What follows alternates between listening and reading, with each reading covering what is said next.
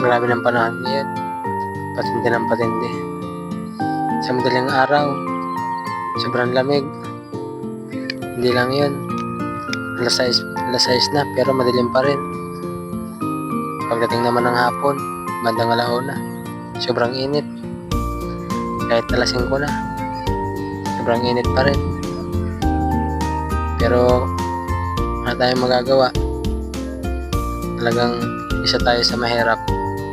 Kailangan natin magsumikap. Hindi lang para sa atin, kundi para sa ating binuo na pamilya. Ayan. Hindi tayo magsusumikap. Walang mangyayari sa buhay natin. Ayan. At bago natapos sa paggagamas, gumawa ako ng panggulay. Opo. Ayan, at pauwi na nga ako mga kaibigan.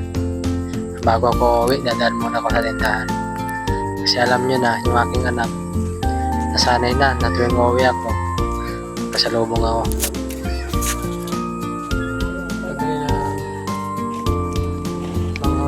Kaya ayan, bumili na ako. Para meron akong dadala sa aking anak.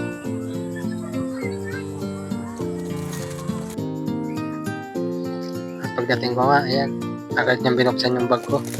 Hindi pa ako nakakalapag, kinukuha niya na. Tuwan-tuwan naman nga.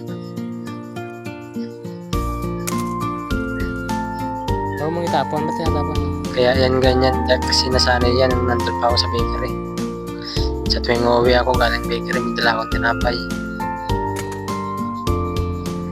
Kaya nung nandun ako sa taniman akala niya nasa bakery pa rin ako kasi lagi niyang hinahanap yung pasalubong ko. Huwag mo na ganyan.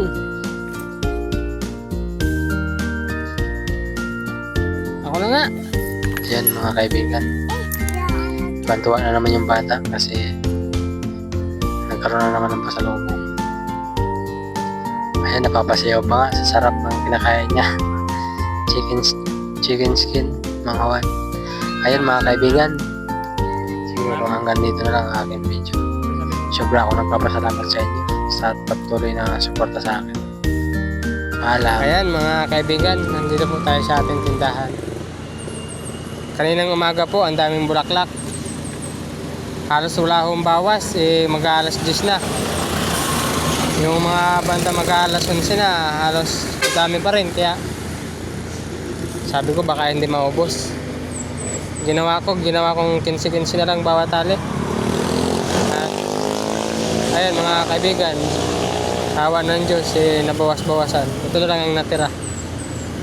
Ay kung hindi ko ikikinsi mga kaibigan, kung hindi ko babawasan, baka masayang lang din naman. Kasi mabilis malantayan. Hindi naman pwede kinabukasan itinda pa yan. So ayan po mga kaibigan, hanggang dito na lang at maraming salamat po sa atin lahat.